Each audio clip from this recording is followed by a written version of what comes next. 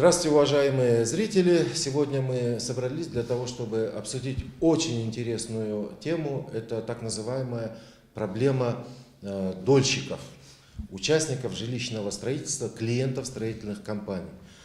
Тема не только интересная, как вот сейчас принято выражаться на молодежном сленге, она хайповая. Но мы собрались сегодня не для того, чтобы вот как бы со скандальной точки зрения все это обсудить, а все-таки хладнокровно, очень аналитически, экспертно, уже сознанием ситуации изнутри, все спокойно объяснить, чтобы вы, те, кого интересует эта проблема, могли получить такую компетентную информацию, чтобы дальше ее применять в жизни, чтобы она для вас была очень полезной. Итак, сегодняшние гости — это Гульнара Сатыбалдиева, представитель строительной компании «Альфа-Строй», Аида Исмаилова, депутат Жогорку Кеңеша, и Кавылжан Мамаджанов, эксперт Центра политико-правовых исследований, вот как раз в студии которого мы сегодня собрались. Модерирую сегодня встречу я, Азамат Тынаев. Итак, дорогие гости, начнем. Вопрос у меня, в принципе, будет один и ко всем. Но зато он будет таким очень обширным, очень таким всеохватывающим.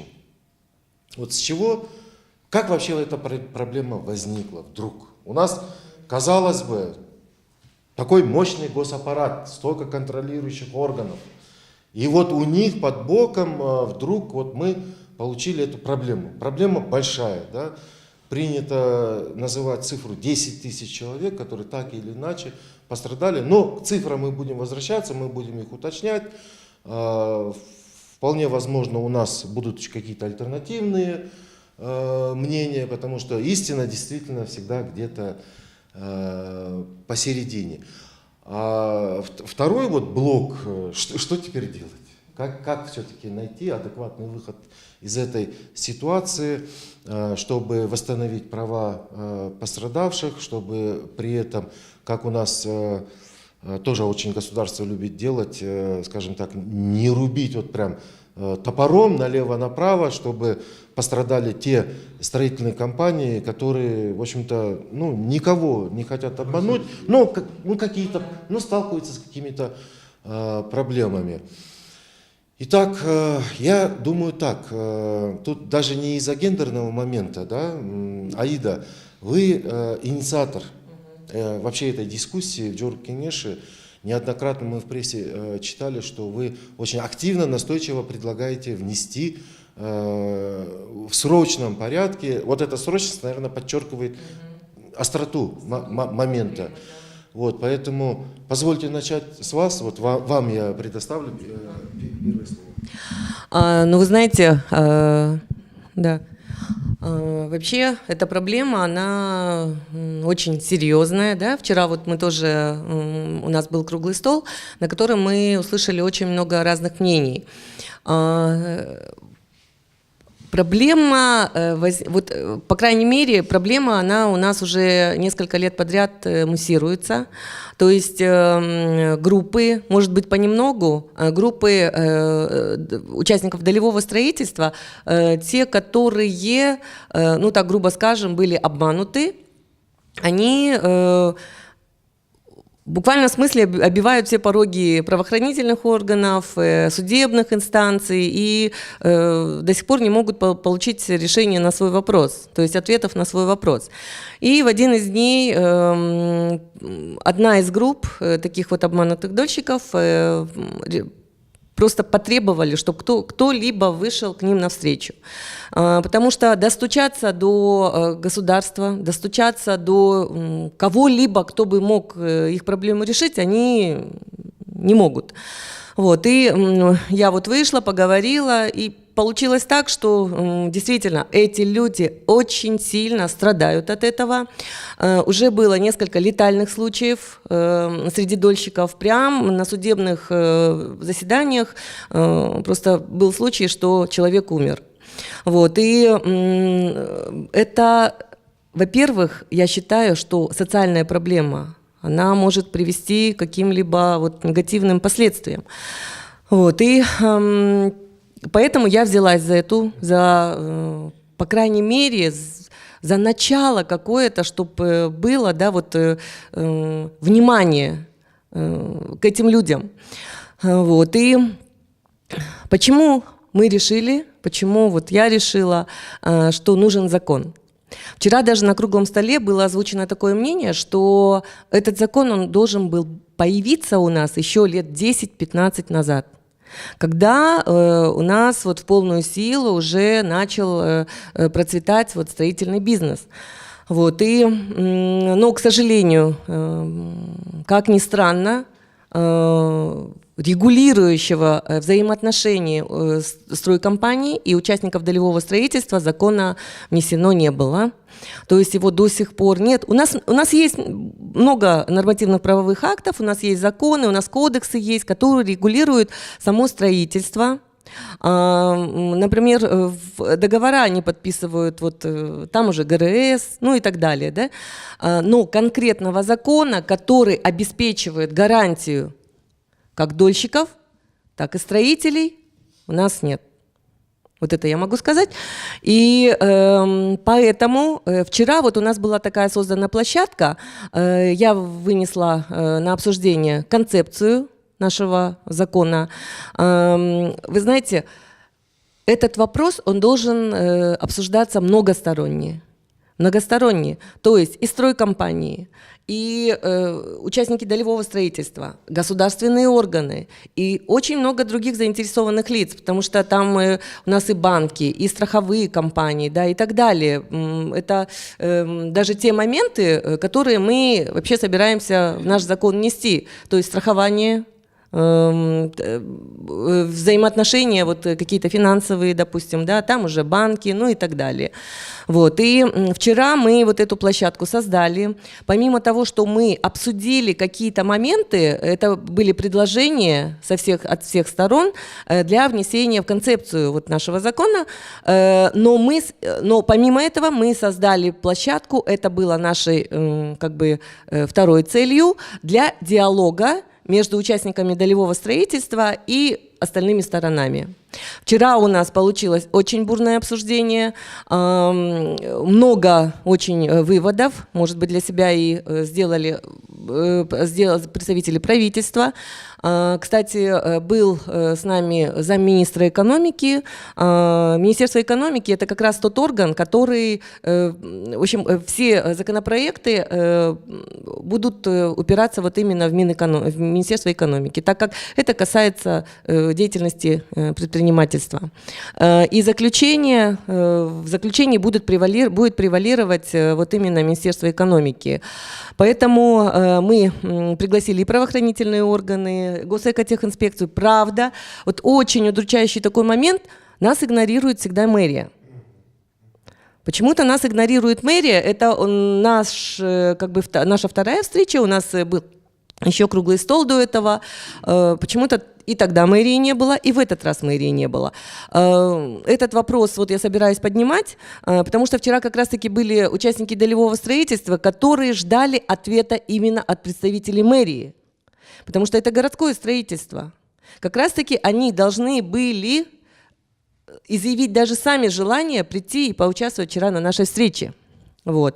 Что я еще хочу сказать? Вот смотрите, у нас государство, я это и вчера сказала, оно у нас самоотстранилось в этом вопросе.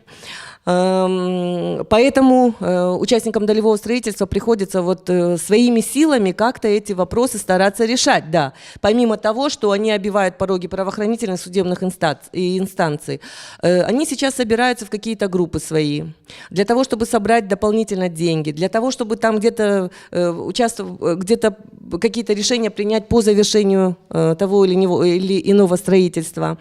Но вот я вчера это, кстати, отметила, государство у нас в полную силу участвует на всех этапах строительства, как ни странно.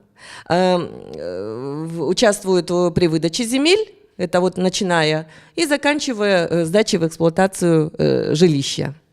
Оно-то участвует, оно же в курсе всего, что творится на всех этапах. Вот. На этапе той же Госэкотехинспекции, на этапе того же Госархстроя, ну и так далее, да. Вчера очень было много вопросов именно вот госинспекции по вот разрешительным документам, по самому качеству строительства.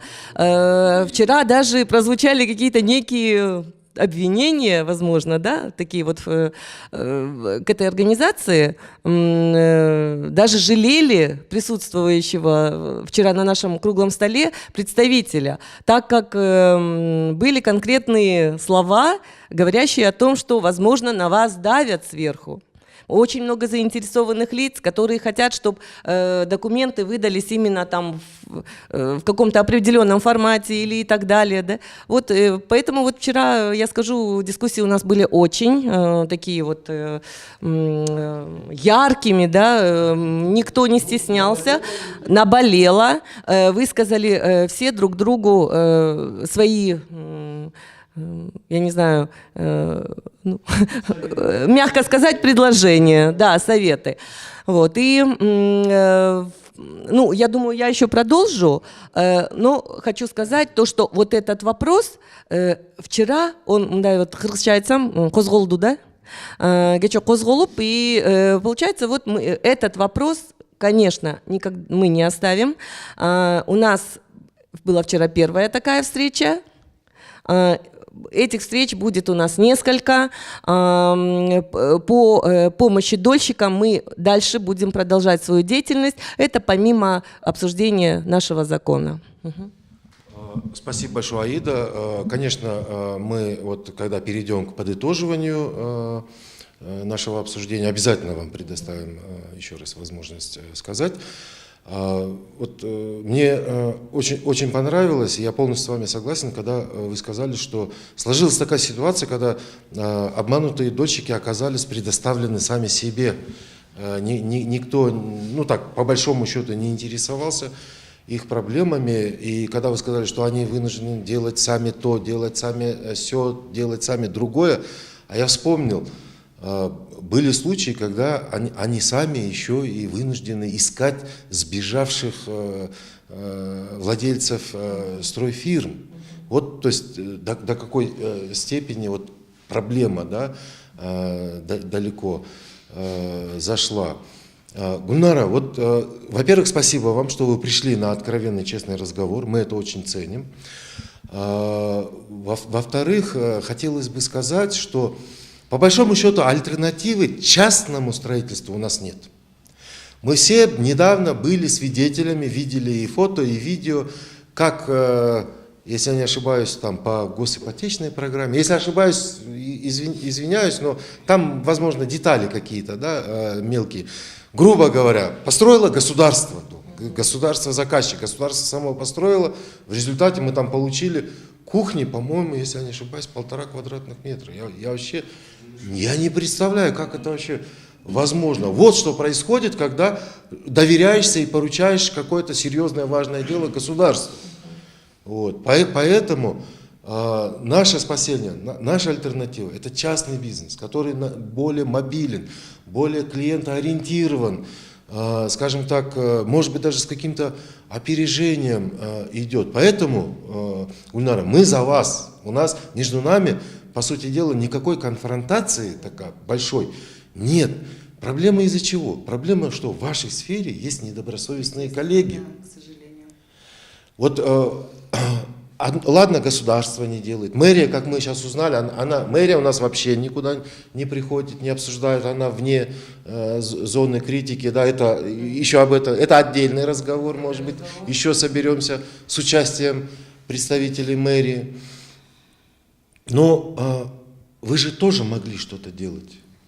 Вот я не знаю, какие-то ассоциативные объединения, да, может быть, профинансировать там работу тех же экспертов, которые бы вам вот прямо вот под ключ там какие-то важные там законопроекты, да, дали бы, с которыми бы вы вышли бы на депутатов, я не знаю, там разработать там правила вхождения в рынок. Да, вот мы вот недавно у нас стало популярная тема, вот whistleblowers, да, то есть это добровольные гражданские информанты, да, может быть, в качестве этого как-то сигнализировать, может быть, там, я не знаю, АКС, Финпол, что вот что-то вот какие-то коллеги, которые строят, что-то они, не нравится нам они, вот что-то там нехорошим закончится. То есть, на мой взгляд, это должно быть нормальными защитными рефлексами бизнеса, вот вашей сферы. Возможно, что-то и делается, да, то есть я не спешу с какой-то критикой, давайте лучше вы сами обо всем этом расскажете и о том, вообще, ну, что можно в этой ситуации с точки зрения бизнеса, а бизнес у нас сейчас аккумулирует самые лучшие силы, включая и интеллектуальные, может быть, что-то у вас есть. Спасибо. Ну, я что хочу сказать, что, Аида, молодец, что вы вчера организовали, да, вот такой вот круглый стол. И на самом деле очень нам, как строителям, да, и мне лично, как представителю строительной компании, и как человеку, который уже работает очень много лет на этом рынке, очень обидно, конечно, что появились такие прецеденты. Это не очень хорошо. Но я хочу сказать, что вот надо найти причину, почему это произошло. В ходе вчерашней встречи, значит, я для себя лично поняла 3 вещи, да, вот, ну, значит, 3 причины. Это, значит, первая причина у тех пострадавших долевиков, у которых даже есть на какой-то определенной стадии строительства, строения незавершенное, значит, у них есть проект, то есть у них есть какие-то документы. Второй случай, это уже четко, ясно было вот так, вот, наличие нецелевого использования денег. Да? Вот. И третий случай, это, наверное, ну, не знаю, это громко будет сказано или нет, но, наверное, заведомое введение в заблуждение своих дольщиков. Но, к сожалению, я хочу поправить, на сегодняшний день показали, что 2000 только вот таких вот пострадавших, то есть получается, да. То есть это, если статистику взять, то из строительных компаний, которые у нас сегодня, на сегодняшний день порядка около 200, и реально работают 100 компаний, это 3 компании. То есть в процентном соотношении это действительно как бы очень маленький процент, да. И на самом деле нужно очень осторожно относиться к введению каких-то новых законов. Почему? Потому что защищая какую-то часть пострадавших, ту маленькую часть, да, можно действительно срубить сук, на котором сидит вся наша экономика. Мы прекрасно знаем, что сегодня строительный бизнес, он дает очень большой вклад в ВВП нашей страны. Вы правильно отметили, что на сегодня строители предоставлены сами себе. То есть, если мы начинаем строить, мы сами все делаем. Мы получаем сами разрешительные, естественно. Застройщик не один игрок. Данные взаимоотношения и данные жалобы, данные как бы идут и выставляют застройщиков в не очень хорошем свете. Но мы не можем еще забыть то, что и мы должны знать, что если пострадало там какой-то процент населения, но у нас же есть же тысячи довольных дольщиков, которые проживают в квартирах вот на сегодняшний день за все это время, и которые очень рады, что благодаря долевому строительству они приобрели это жилье. Почему им интересно долевое строительство? Потому что человек не получает кредиты. Мы прекрасно знаем банковский сектор. Очень высокие проценты на кредиты. У нас не работает. И короткие. У нас нету длинных рублей. У нас нету тех возможностей, как той же в России, и на Западе, в Америке и так далее. Да? Поэтому то, что застройщик предлагает в течение строительства, то это устраивает их. И они начинают платить понемножку. И очень много случаев бывает тогда, когда получается еще и недобросовестные долевики. То есть изначально первоначальный взнос они находят, а потом уже затягивается. То есть очень много таких тоже бывает. Вот. Но строительные компании как-то сами обходятся. Естественно, конечно, ни одна строительная компания, нормальная компания, которая хочет работать на рынке, она никогда не пойдет заведомо на какие-то действия, которые будут нарушать закон. И вот я вернусь к тому сказанному, значит, по первому случаю, когда имеются разрешительные документы, то нужно просто элементарно узнать, на каком этапе у них все это остановилось. Здесь возможно, может быть, недоработка каких-то муниципальных государственных органов. Этот вопрос можно решить. Это просто нужна сила воли, это нужна ответственность, чтобы какой-то орган, который притормозил эту работу, он должен просто своим волеизлиянием выдать вот эти вот документы. Второй момент – нецелевое использование денег, к сожалению, здесь тоже, это человеческий фактор. То есть, это наблюдается не только в строительстве, это наблюдается везде. Вот. Ну, а третий случай, в части вот каких-то намеренно вводить в заблуждение, конечно, это уже тоже чисто человеческий фактор, да. К сожалению, у нас получается, что строительный бизнес, есть 2-3 ассоциации, в которые входят застройщики и обсуждают эти вопросы, но вот перечисленные компании, они не входят ни в одну ассоциацию строителей. И зачастую эти ассоциации строителей даже не знают, какой игрок появился на рынке. Поэтому по поводу того, чтобы мы вели, допустим, как-то могли регулировать внутри этот процесс, сейчас очень сложно.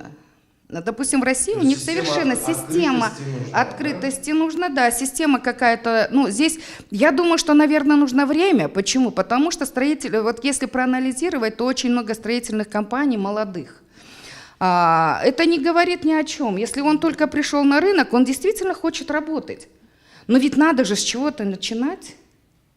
Ведь не все же эти состоявшиеся компании, они прям с первой минуты стали такими известными, правильно? Они тоже начинали с нуля.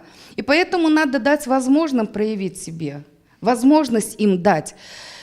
Вот. И я считаю, что, наверное, нужно уделить в этой проблеме, уделить большое внимание на причину приостановления строительства, выяснить. И когда в процессе этой работы с долевиками, здесь, естественно, надо подключить все государственные муниципальные службы, которые задействованы.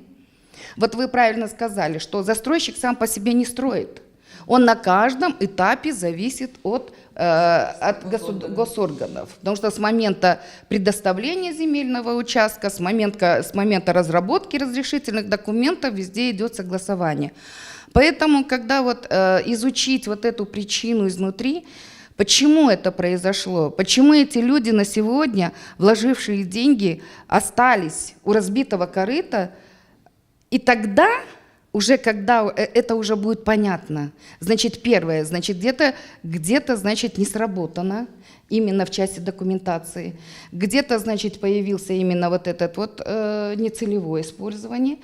И уже когда сделав анализ именно на этих застройщиках, да, выявив причину, и если мы создадим такой закон, то это будет очень уместный.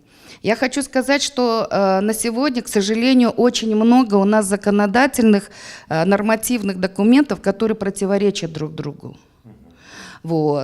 И были наработки, там, в общем, по кругу все ходит.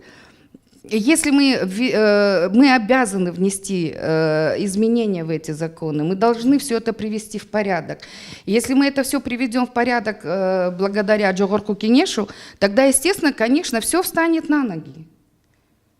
И надо застройщикам, на сегодня, вы знаете, ситуация поменялась. Если раньше, допустим, строительство зимой не велось, раньше в союзное время, да, то сейчас... то и климатические условия поменялись, то сейчас можно строить. И на сегодня нужно создать благоприятные условия для застройщиков однозначно.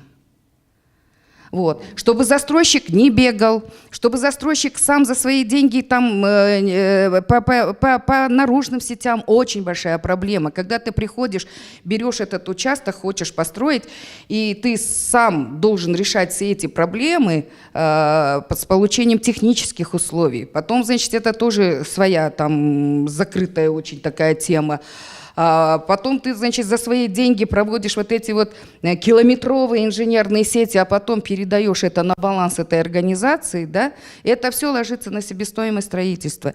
И если государство создаст условия для застройщиков, я думаю, что, возможно, может быть, вот этих вот обманутых застройщиков на сегодня, долевиков, наверное, бы не было бы.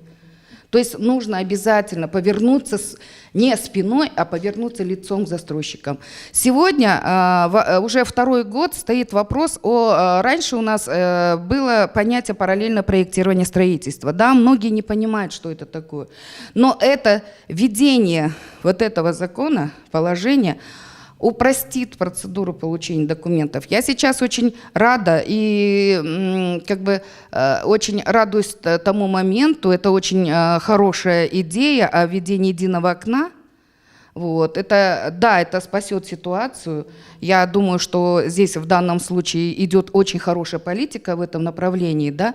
Но если к единому окну еще и параллельное проектирование строительства, сейчас вот идет вопрос, значит, о поэтапном строительстве, но почему-то на уровне правительства этот вопрос не решается, только идет законопроект внесения изменений, внесения закона именно в части разрешения только вот промышленным.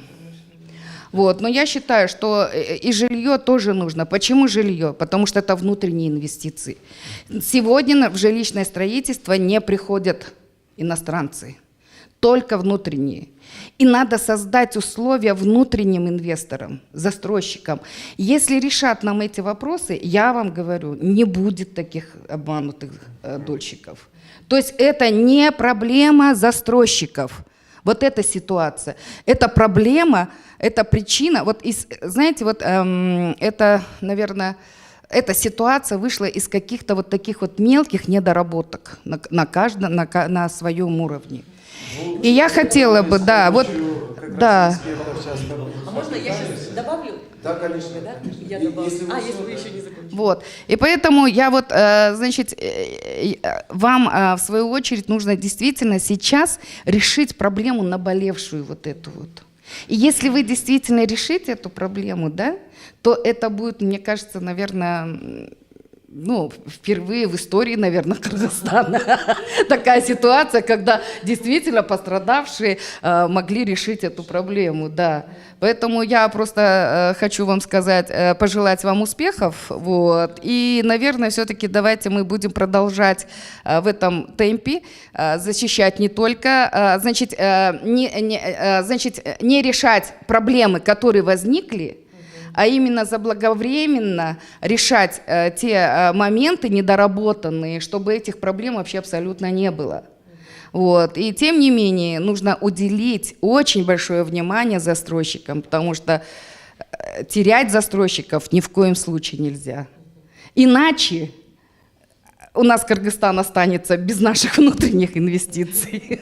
Я тогда добавлю, да. Да, вы правильно сказали. Как раз-таки вот по поводу того, что, допустим, внесением нашей инициативы не повредить застройщикам, да. Этот вопрос нами до внесения нашей концепции тоже обсуждался. Поэтому вот вчера, когда я озвучивала саму концепцию, я сказала такие слова, то что вот этим законом мы хотим обеспечить гарантии как участников долевого строительства, так и застройщиков, то есть строительных компаний. И то, что здесь вот сейчас вы сказали, есть вот недобросовестные, а есть те компании, которые действительно вот, подняли, может быть, да, можно сказать, наш строительный бизнес. То есть этими компаниями наш строительный бизнес известен, да?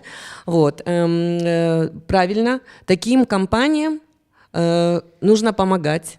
Поэтому мы вчера вот пригласили представителей нашего правительства для того, чтобы был вот этот вот многосторонний диалог.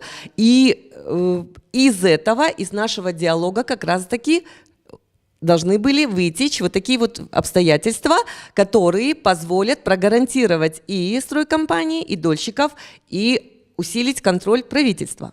Вот. И то, что сейчас вот мы опять-таки заговорили о правительстве, о госорганах, действительно, в некоторых наших государственных органах, особенно вот такие, как Госэкотехинспекция, ну и так далее, свирепствует коррупция. Вот вчера это как было сказано, да, и то, что вот касается анализа, да, анализа причин возникновения вот этой проблемы с дольщиками, вы знаете, я вчера даже отметила то, что в 2016 году у нас была создана межведомственная рабочая группа правительства. Возглавляет, по-моему, Минэконом. С 2016 года ничего сделано не было. Вчера у них было только второе заседание, как раз-таки после нашего круглого стола. И они предлагают внести изменения в действующий закон. Но, извините меня, там минимум 5 кодексов. Это нужно прорабатывать вот каждый кодекс. Здесь вот тоже мы можем столкнуться с какими-то, я не знаю, упереться тоже во что-то. И мое предложение все-таки, вот я как бы настаиваю, внести новый закон. Потому что когда какое-то дело годами длится, это уже у людей создает какой-то негатив. То есть эта рабочая группа, она как длилась, возможно, так и будет длиться. Поэтому вчера вот мы как раз-таки предложили создать новую рабочую группу при правительстве, распоряжением правительства, с включением нас, вы, допустим, да, ну и так далее, где мы как раз-таки должны будем проанализировать вот эти причины возникновения вот этой проблемы с участниками долевого строительства. Ну вот вчера буквально вот в СМИ кто-то вот из экспертов прописал то, что участники долевого строительства, они есть инвесторы. Инвесторы в какой-либо, допустим, здесь вот в строительный бизнес. Получается, за счет вот их денег, вот это, допустим, жилье поднимается, да, ну какая-то основная часть жилья. Инвестиции – это такой особый момент, который надо поддерживать. И, конечно, мы должны создать все условия для гарантии строительным компаниям, ну, участников долевого строительства, какие бы причины не были возникновения вот этой ситуации, да, и с чем они столкнулись, мы должны поддержать вот до исчерпания вот этих вот всех проблем. И вот этот закон, вот эта концепция, она у нас направлена на то, чтобы в будущем вот это число обманутых дольщиков не увеличивалось. Вот. С теми, кто уже обманут, мы будем работать. Ну, вот этот закон, я считаю, его нужно обязательно вот нашими усилиями совместными. Мы должны его все-таки внести вот эти предложения, которые вчера были прозвучены. То, что мы сейчас хотим инициировать рабочую группу, там, возможно, будут предложения, анализ госорганов. Вот это все внести, и вкупе мы вот общими силами должны этот закон внести для того, чтобы численность, вот у нас около 4000, так вот примерно говоря, только с одной компанией 800 обманутых получается. Вот, и чтобы это число не увеличилось. Вот, например, в России и в Казахстане все-таки, какие бы вот доводы вчера не приводили, что вот там негативно сказалось, допустим, на то, что компании сузились и так далее, но проблема, она у них как бы приостановила вот то, что у них было, и каким-то образом у них уменьшилось вот это количество участников долевого строительства. Вот, и, ну... Это, потом мы еще скажем. Можно я сейчас это по поводу... Да, у нас Кабылджан тоже ждет своей очереди. Межведомственную комиссию я вчера была, я просто сейчас... Мы пока с вашей помощью, Гульнара, Аида, поняли одно, что проблема очень сложная. Да? Пока непонятно, с какого вообще конца вот, вытягивать ниточку для того, чтобы этот клубок распутать. Да. Но вот сейчас пока хотелось бы сказать одно, это вот и во время вашего выступления вы затронули эту проблему, Аида, вы затронули, да, вот вообще кого считать обманутыми дольщиками? Я считаю так, что есть разные градации, есть разные характеристики, возможно, вы считаете по каким-то своим критериям, да? Может быть, эти 2000, 4000, может, это те люди, которые совсем надежды какие-то свои потеряли. Я думаю, что вообще для законодательства нашего, для того, чтобы Кыргызстан все-таки стал страной от верховенства права, да, страной образцовой дисциплины, мы должны очень расширить понятие обманутого дольщика. Везде, где строительная компания не выполняет свои договорные обязательства, это уже позволяет говорить о том, что дольщик обманут. Чтобы считаться обманутым дольщиком, не обязательно вообще потерять надежду на получение своей квартиры, да, иногда уже почти готовой, но затягивается срок сдачи, это уже обман. Понимаете, если я часто вижу, и как коренной вот фрунзенец, мне это очень больно, когда, знаете, вот сдают дома вот без шубы, да, вот мало того, что это нарушает как бы теплоизоляции, да, всякие такие вещи, да, как это уродливо смотрится.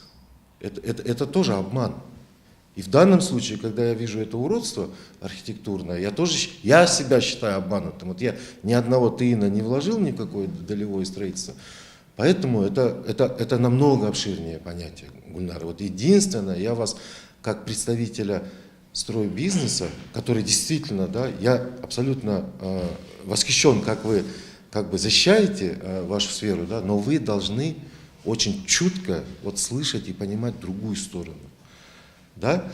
Вот, а Кабылджан, я думаю, сейчас добавит немножко такую струю холодного, такого, да, рассудочного тему в наш такой горячий, такой искренний спор. Да? Кабылджан, вот интересно, что вот эксперты нам посоветуют, как вы выходить из положения? Еще раз всем здравствуйте. Азамат, вы очень правильно начали сегодняшний наш разговор именно с вопроса, почему такая ситуация сложилась в сфере строительства жилья, почему у нас появились обманутые дольщики. Тогда, когда ИДЖ очень правильно говорит, что государство на каждом этапе контролирует. Вопрос, как так получилось, что при определенном соответствующем контроле все равно у нас появилась такая волна обманутых дольщиков в достаточно большом количестве. Счет на тысячи идет, на десятки тысяч. Вот. И в первую очередь сразу же хочется отметить с позиции как юриста в данном случае, это пробелы в законодательстве, в первую очередь. Почему? Во-первых, любой договор об участии в долевом строительстве, он зиждется на гражданском законодательстве. Сегодняшняя конструкция договоров, которые применяют застройщики с дольщиками, это так называемые смешанные договора. Почему смешанные? Нет в Гражданском кодексе договора о долевом участии в строительстве жилого дома. Такого у нас в Гражданском кодексе Кыргызстана отсутствует.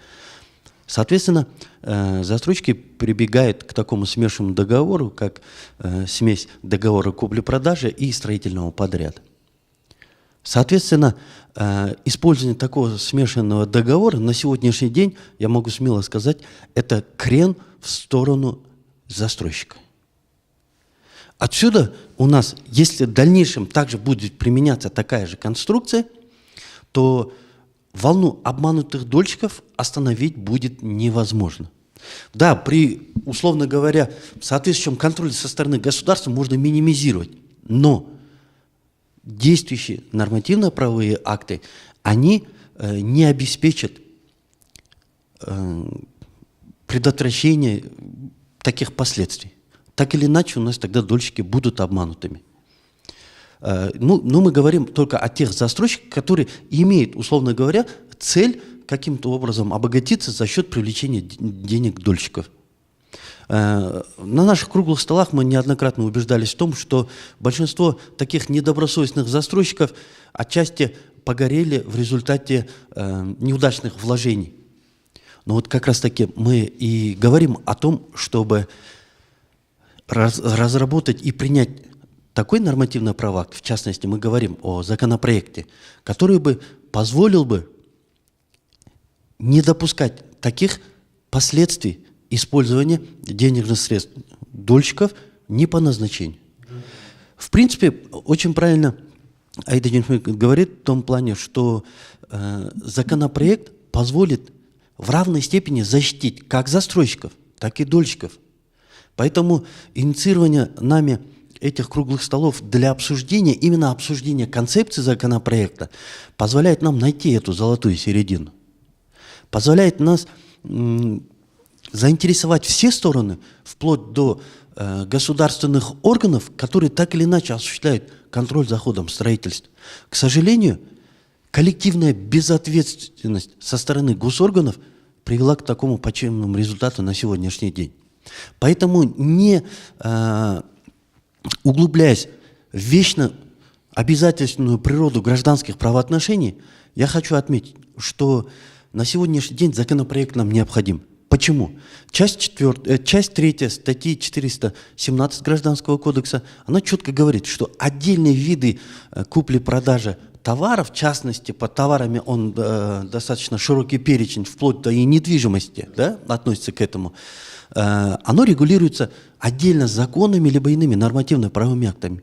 Вот поле для того, чтобы нам инициировать данный законопроект. Тем более, в соответствии с законом о нормативно-правовых актах, законы принимаются во исполнение нормативно-правовых актов более высокой юридической силы. То есть Гражданский кодекс нам дает возможность прямо, пожалуйста, урегулируйте вопрос долевого участия в строительстве жилых домов законом, либо иными нормативно-правовыми. В данном случае на круглом столе возникал вопрос, может быть, постановлением. Но, извините, давайте не будем забывать про Конституцию, где речь идет о том, что любые ограничения прав и свобод физических лиц, юридических лиц необходимо только законом.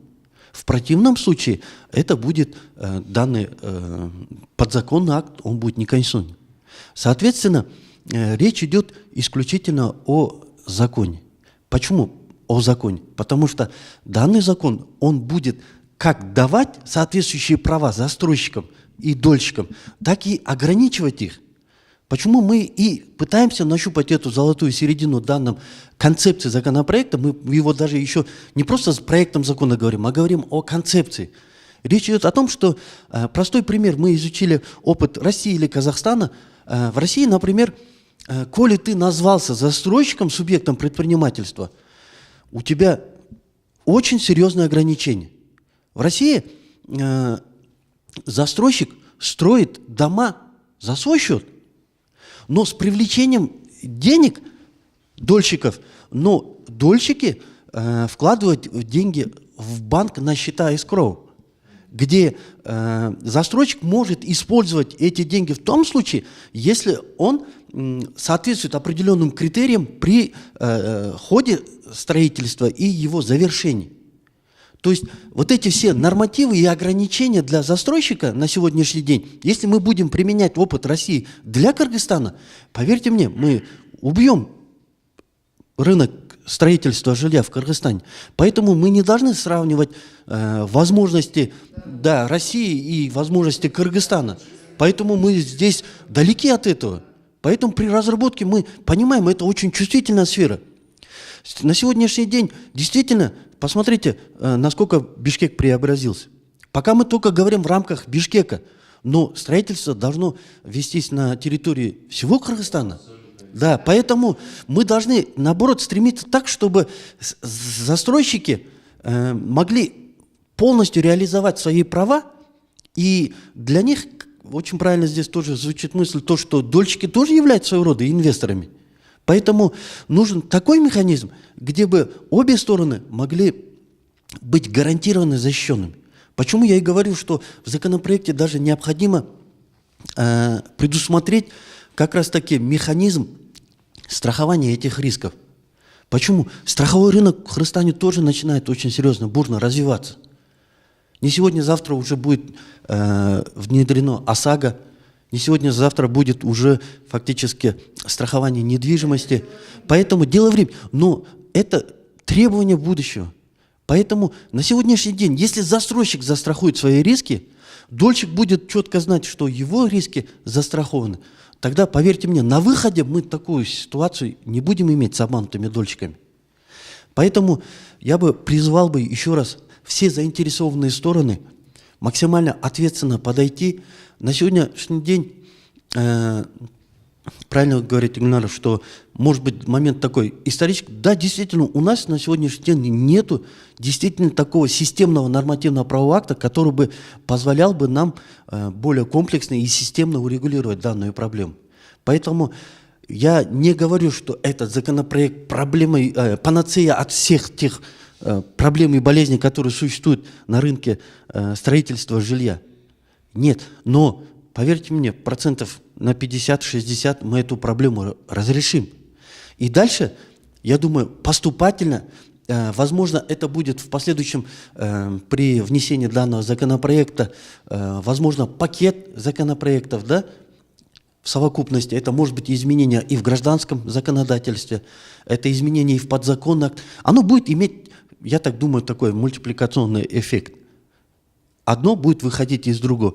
И на сегодняшний день, если мы каждый в своей части компетентностно подойдем, это и юристы, это и законодатель, и застройщики, и обманутые дольщики. Вчера тоже дольщики очень много таких вещей говорили. Ну, конечно, у них наболело, много эмоционально они выражали свою позицию, но много действительно полезное они через себя пропустили, и поэтому могут, наверное, тоже что-то существенное с своей стороны сказать.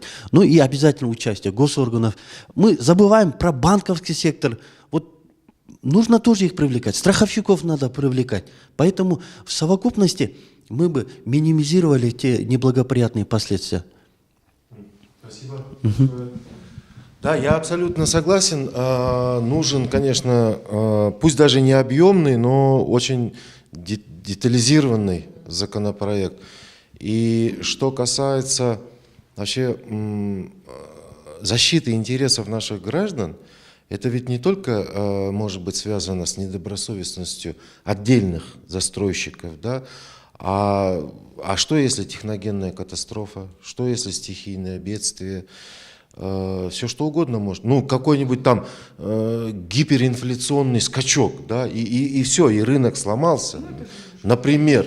Да, но закон на то и закон, что он должен все предусматривать, быть готовым к любым проблемам, к любым вызовам. И вот в связи со страховщиками, вот я сейчас подумал, да, а почему, собственно, вот вы говорите, дольщики-инвесторы, но мы же знаем, что инвестор всегда несет риск за свои инвестиции. Он прежде всего отвечает за свои вложения, да, поэтому он должен быть прежде всего озабочен судьбой, сохранностью своих вложений, своих инвестиций. Да. И вот в связке с разговором о нормальном функционировании страховой системы, да, почему бы, например, ну, это как гипотеза, да, такая рабочая, можете считать, АИДа. Да, что если не обязать дольщиков страховать свои инвестиции? И когда дольщик вдруг столкнется с ситуацией, когда страховая компания почему-то, да, там, скажем, дом одного застройщика там оценит по достаточно низкому такому, да, а другой, который он хочет высокому, да, и вот тогда он задумается, не все так просто, взял свои деньги и кому-то отнес, значит, надо изучать, а кто он, какой он. Это я к чему, Гульнара? Кроме закона, я думаю, Аида, я думаю, это и для Джугур Кенеша будет очень важно. Нужно не забывать и не недооценивать роль саморегулирования сферы, потому что вот в сфере застройки очень много механизмов саморегулирования, где они сами тоже могли бы без прям вот такого шумихи, без скандалов, в рабочем порядке какие-то вещи заранее углядывать. Может быть, просто это нужно делать решительнее, активнее. Вы очень правильно говорите, Да, можно я здесь только коротко, буквально. Да. Вы очень правильные вещи говорите. В концепции законопроекта мы это обсудили и тоже заложили. Да, это очень действительно и будет иметь достаточно серьезный эффект. Почему? Потому что, условно говоря, вот застройщик, да, дом строится, дольщик не знает другого дольщика при строительстве. Они узнают только тогда, когда обычно возникают проблемы, они вместе собираются и пытаются что-то разрешить. Фактически, если бы дольщики в качестве, да, изначально знали бы друг друга, то, возможно, они бы создавали бы определенные, скажем, ну, как мы в концепции указываем, да, создавать соответствующие, условно говоря, выборные органы внутри дольщиков, которые будут иметь право на контроль за ходом строительства на каждом этапе. Ну, этот контроль, он никаким образом не усложняет для застройщика ход строительства и так далее. Речь идет лишь об определенном промежуточном общественно-наблюдательном таком органе, который следил бы за ходом строительства, за его порядком. Вот в данном случае... Да, поэтому мы и указываем, что в законопроекте для застройщиков есть определенные необходимые требования, которые бы по-своему могли бы четко разграничить добросовестных застройщиков от недобросовестных. И поэтому... Конечно, естественно, да.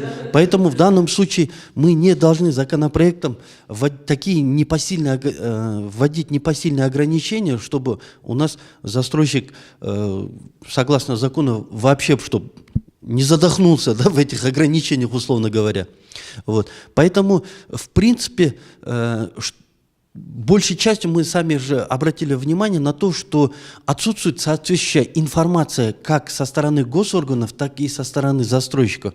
И где-то какая-то пассивность со стороны дольщиков. Поэтому в первую очередь это доступ к информации. Почему мы и в концепции законопроекта указывали, что необходимо создание единого такого реестра, информационного банка данных, где бы соответствующий госорган по контролю, например, Горсархстрой, да, он ввел бы страничку, где указывал бы, что соответствующая строительная компания завершила это столько-то объектов, что на сегодняшний день она строит столько-то жилых домов, да, этап строительства, завершение. Условно говоря, этот общественный рейтинг, ни к чему не обязывающий, помогал бы гражданам при определении соответствующего выбора соответствующей строительной, скажем, компании.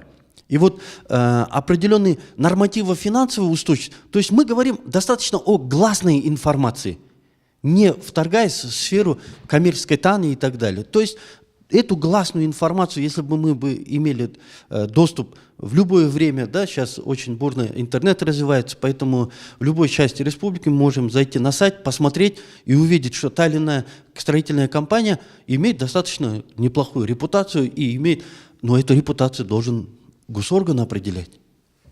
Поэтому в данном случае доступ правовой грамотности населения в области строительства – это как раз-таки работа со стороны и госорганов.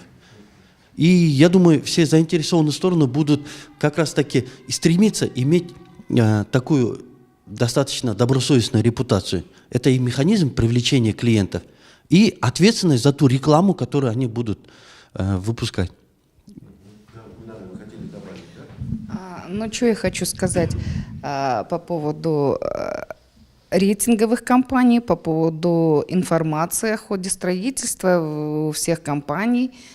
Если зайти на сайт любой компании, то есть сейчас вот практически уважающие себя компании, они имеют свой сайт, на своем сайте они размещают все, вплоть до того вот ежедневный ход строительства.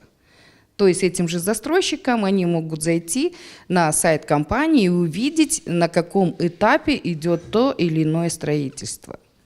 Вот. Так что здесь не закрытая информация. В крайнем случае есть долевики, которые едут на строительную площадку и видят это воочию. Вот. Я хочу сказать, что нет, ну единое, не единое, вы знаете, здесь нужно еще человеческий фактор учитывать, да? Кто-то дружит с интернетом, кто-то не дружит с интернетом, но это дело времени. Вот. Если вчера бабушке 80 лет знать не знали, что такое интернет, а сегодня они уже это знают, правильно? Это дело времени, ребята, поэтому общество к этому придет.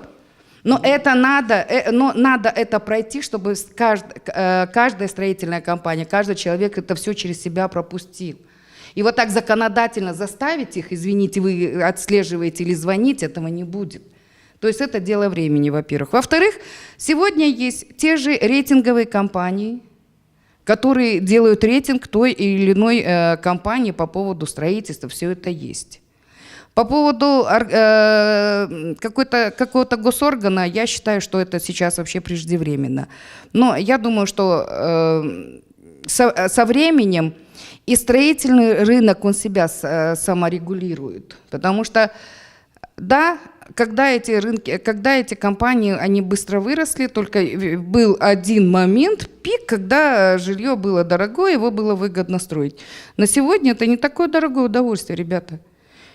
Я, работая всю жизнь, как бы очень много лет проработала в государственной структуре, я честно могу сказать, у меня тоже было раньше привзятое отношение к строителям. Я думала, что они там, знаете, очень много зарабатывают, у них прибыль, там вообще стереотипы были другие. Но сейчас вот я оказалась уже именно на строительной площадке, я знаю, что это такое и через какие муки ада порой проходят строители. Вы знаете, хлеб не очень, я скажу, очень дорогой хлеб получается, то есть для себя, то есть в этом плане, да.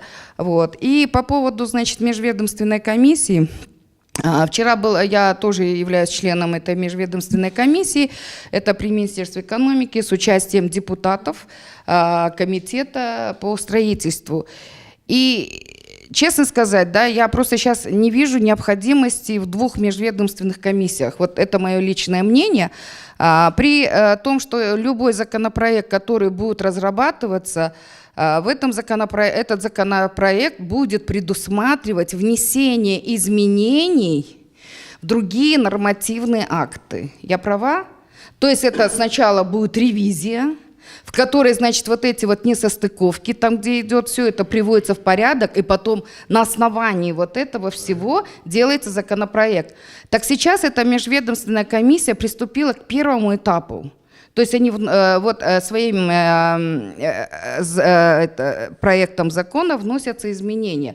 А потом, возможно, может быть. Так может быть, у меня просто вам предложение, вам надо, может быть, как-то консолидироваться с теми депутатами, которые сейчас уже работают, и это уже в процессе 2 лет эта работа идет. Ну, то есть это вот как бы это.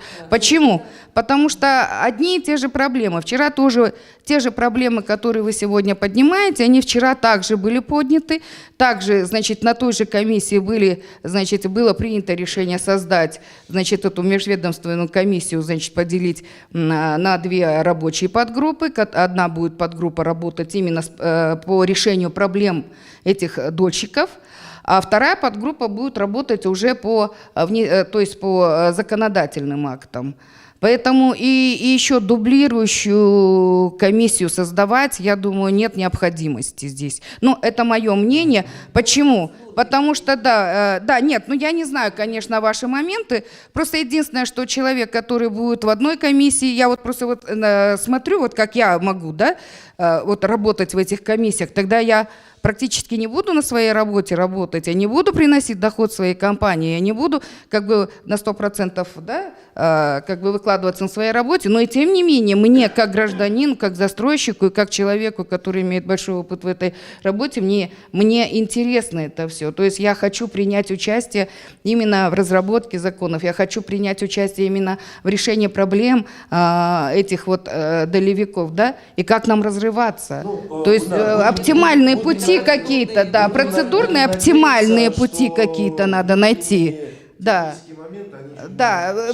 шлифоваться все это будет. Это сейчас не наша тема. Поэтому как бы сейчас уже пошла работа в части внесения изменений в некоторые законодательные акты. Вот, уже пошла работа. Вот это для нас самое Да. ценное. То есть внесение изменений. Да, я хотела добавить, да. Вот по индексу привлекательности, вот сейчас Каблджан тоже как бы сказал, да, об этом, то, что, допустим, Гульнар, вы сейчас говорите, то, что каждая строительная компания, она имеет данные о себе, да, то есть какая работа была проделана и так далее, но я считаю, что нам нужна единая какая-то база по привлекательности строительной компании. Почему?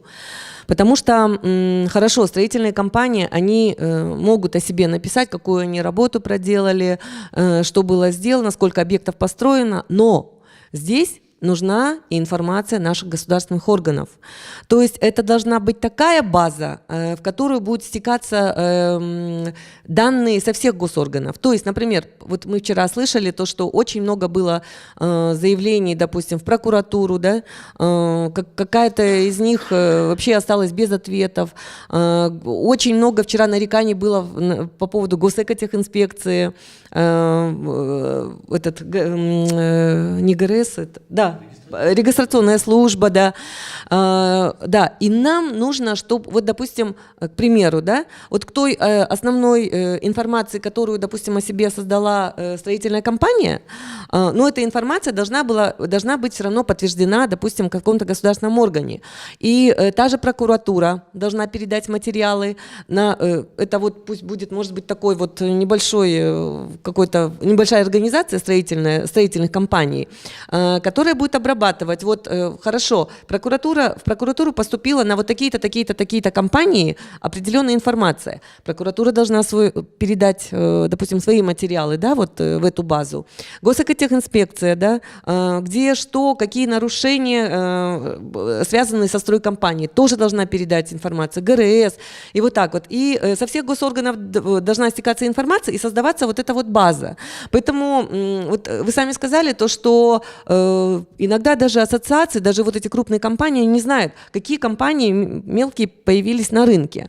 Как раз таки вот эти вот мелкие компании, возможно, хотя вы говорите то, что молодежь – это молодые компании, их надо тоже продвигать и так далее, но мы не гарантируем то, что вот эти как раз-таки молодые компании, они, ну, как бы будут добросовестными или недобросовестными. Вот, поэтому свою о себе информацию, ну, какую они повесят? Ну, то есть информация о них, ну, минимальная будет, да. И поэтому я считаю, что здесь нужна обязательно информация, то есть данные государственных органов стекаться в одну базу. И вчера как раз-таки на круглом столе присутствовала преподаватель КГУСТа. Вот она несколько раз нам подходила, мы с ней собираемся встречаться, она говорит, у нас уже как бы мы вот эту вот базу, мы поработали, разработали, да, вот эту вот базу. Как раз-таки вот КГУСТа, это вот тот вуз, который и обучает строителей. И, видимо, ну, ребята сейчас, молодежь сейчас у нас очень креативная, да, у нее очень много таких вот креативных мыслей, и, видимо, вот как-то они с преподавателями создали вот эту вот базу, поэтому мы хотим и это послушать.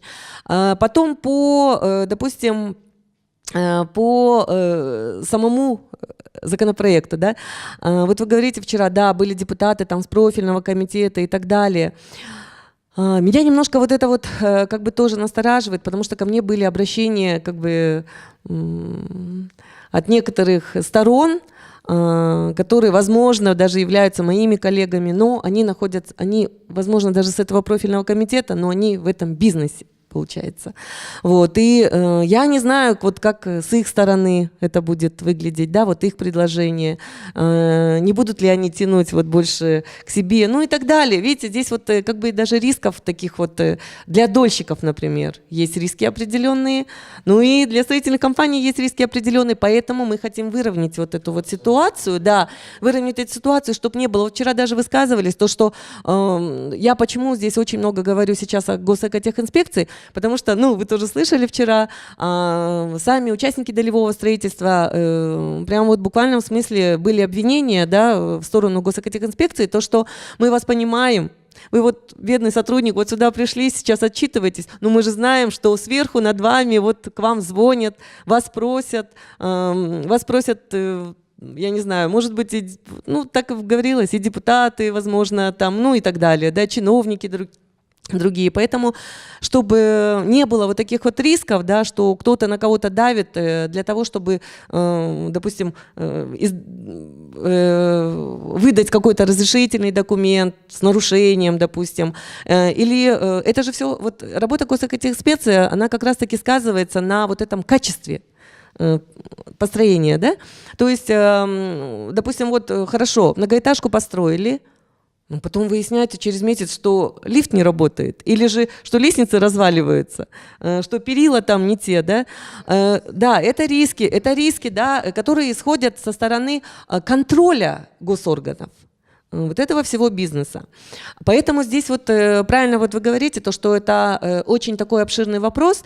Здесь здесь контроль даже вот этих взаимоотношений нужен. Даже помимо контроля над самим ведением строительства или же над заинтересованностью госоргана, да. И вчера мне очень понравилось, как сказала моя коллега Евгения Строкова, то, что каждый чиновник, который подписывает документ, должен потом нести ответственность, вплоть до уголовной. Это должно быть тоже где-то прописано. Потому что наши чиновники, ну, вы же понимаете, вот они привыкли, вот сидят, кто-то позвонит, расписался, хорошо, бер пойдеп. Ну, такого быть не может. Нельзя такое допускать, поэтому у нас вот этот беспредел как раз-таки вот и творится. Очень много некачественного жилья у нас появляется. И вот это вот как раз-таки и приводит вот к этой проблеме даже, да, вот если вот взять вот эту сторону. Потому что потом начинают органы правоохранительные проверять, потом кто-то пишет в правоохранительные органы, они приходят, проверяют, Финпол там, ну и так далее, да, и потом вот стройка замораживается, потом ждут, ну и так далее. Поэтому я считаю, что здесь вот основной момент, да, лежит вот в контроле государственных органов вообще самого процесса строения. Это если это будет на должном уровне, если мы выработаем какие-то механизмы контроля, да, вот вплоть до, вот я же говорю до этого, человек подписал, сотрудник подписал, он должен нести полную ответственность за эту подпись, да, ну, это тоже у нас какой-то процент, допустим, от вот этой проблемы, возможно, сократит. Вот. И, ну, то, что я сейчас, вот последнее слово, да, вы мне дали, поэтому я просто хочу резюмировать. То, что давайте вот мы хотела бы добавить по поводу межведомственной рабочей группы. Мы все-таки мы имеем право внести свой законопроект. Он позволяет вот и по нормативам нашим, да, государственным. Поэтому мы хотим в своем законопроекте, мы его все равно будем вносить, мы будем работать над ним. Поэтому я прошу вас, да, прошу вот, ну, с госорганы, конечно, мы будем приглашать всегда, разработать с участниками долевого строительства, разработать без внесения изменений в законопроект, разработать новый закон. И то, что касается рабочей группы, мы постановлением правительства будем предлагать создать рабочую группу именно по разработке вот этого законопроекта. Хорошо, там уже вот процедурно объединят ли, или как это будет, ну, это уже будем решать с правительством. Поэтому нам нужен закон, который будет регулировать взаимоотношения между участниками долевого строительства, застройщиками и обеспечивающий полный контроль государственных органов. Вот. Для того, чтобы, допустим, вот эта проблема на какой-то ну, большой процент, да, была искоренена.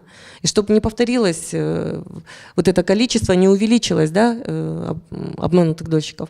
Вчера, кстати, кто-то вот просил не называйте, пожалуйста, обманутые дольщики, потому что мы не знаем причину вот этой проблемы. Ну, на данный момент пока они остаются обманутыми, да. Да. Нет, ну на данный момент они остаются обманутыми дольщиками, поэтому пока мы не резюмируем все эти причины, пока так и будем называть их обманутые дольщики. Вот. Ну, спасибо вам.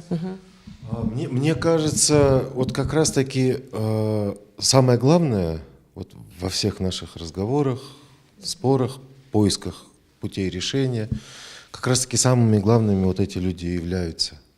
И мне кажется, задача всех, и как бы всей сферы частного строительства, жилищного, Жоркеңеша, безусловно, поскольку Жоркеңеш, там сидят как раз-таки представители этого народа, да, электората, экспертное сообщество, которое должно тоже какую-то такую, да, интеллектуальную помощь оказывать.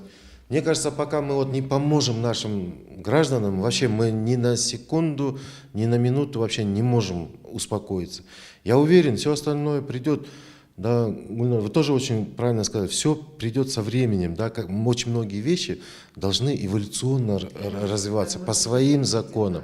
И я уверен, что когда-нибудь мы и идеальный рынок построим, и идеальные законы примем, Аида, но это как раз-таки будет очень серьезным испытанием. Вот тест на состоятельность, да, вот как бы нашу, как государство и частный бизнес справятся с этой ситуацией. Потому что мне кажется, вот просто этих людей как можно быстрее нужно защитить их интересы. Доходит до смешного. Я тоже часто смотрю телевизионные сюжеты на эту тему. Вы знаете, меня так до слез растрогала одна ситуация, когда обманутые дольщики защищали вот мошенника, руководителя фирмы, который их кинул. Защищают, потому что причина, оказывается, очень простая. Они говорят, а какой для нас толк, если этот человек будет сидеть в тюрьме? Мы не хотим, чтобы он сидел. Тогда мы точно не получим наши квартиры. Но есть другой риск. Он как выйдет, он может... Нет, ну, знаете... Да, Гульнара, в виде исключения вам дам микрофон, но все-таки мы должны тоже точку поставить. Вот давайте. Вы знаете, вот я почему это еще раз хочу обратить ваше внимание на то, что обязательно нужно начать с решения проблем дольщиков. И тогда, когда вы воочию в законодательном порядке столкнетесь с теми проблемами, почему это произошло, это будет легче работать над другими законами. Сейчас, не зная причину, здесь 3 причины, я их вижу. Мало того, вы знаете, еще, наверное, помимо того, что взаимоотношения застройщиков, там работу в части регулирования вопросов, да, застройщиков, его права и обязанности, я бы хотела, чтобы вы уделили внимание еще на следующую проблему. Я вчера это тоже озвучивала. У нас есть несколько категорий людей, то есть высоким, средним и низким. У Альянова почему-то вот получились люди, которые клюнули только вот на вот это вот $450. Больше они не могут заплатить. Значит, надо для такой категории людей создать какие-то другие с участием государства. Значит, это должна быть компания, та же самая госипотечная компания, которая будет распространять свои условия не только для госслужащих, но и для всех людей, то есть для граждан города Бишкек. Вот такие вот моменты. Мало того, у нас в законе о гражданском, о ГЧП, там нету о жилищном строительстве. Я думаю, что эту норму тоже надо вводить. И когда уже государство совместно с бизнесом начнет работать, это очень... У нас сейчас есть земли, это вот мое предложение, я его всегда говорю, почему бы не использовать этот рычаг? Конечно, мэрия предоставляет земельный участок, застройщик заходит, и те же 10%, ту же долю они пополняют фонд государственный, социальный фонд. И, пожалуйста, и вот смотрите, в год у нас сколько квартир, даже если с одного дома вот на таких условиях будет государство брать себе деньги, при этом не платить ни одного тыина, мы знаем, что и городской бюджет у нас, извините, большая проблема, и республиканский бюджет. Но ведь есть решение, надо просто делать это. И не продавать, но это делать надо правильно. Почему? Потому что застройщику, в принципе, все равно, кому эту долю отдавать. Или владельцу земельного участка, или, допустим, если это муниципальная земля, правильно? То есть вот надо не только вот относительно, я хочу сказать, да, поэтому не только... Так, я на правах модератора завершаю нашу сегодняшнюю дискуссию. Для чего? Для того, чтобы у нас был повод еще раз как-нибудь собраться. Я надеюсь, наша следующая встреча уже будет более полна оптимизма, поскольку к этому времени, может быть, да, вам уже удастся найти какое-то решение. Еще раз вам спасибо, успехов в вашей дальнейшей работе. И зрители, дорогие зрители, позвольте с вами тоже попрощаться. Надеюсь, наш разговор сегодняшний для вас был полезным. Желаем вам быть грамотными, информированными и не давать себя затягивать вот в какие-то махинации. А для того, чтобы вам это было, для того, чтобы это было легче, да, вот как раз будут работать. Но нет, Гульнара, я все-таки тут на стороне народа, да, на стороне людей. Поэтому я за них больше болею, да, вот на этом договоримся, да. Ну, до свидания.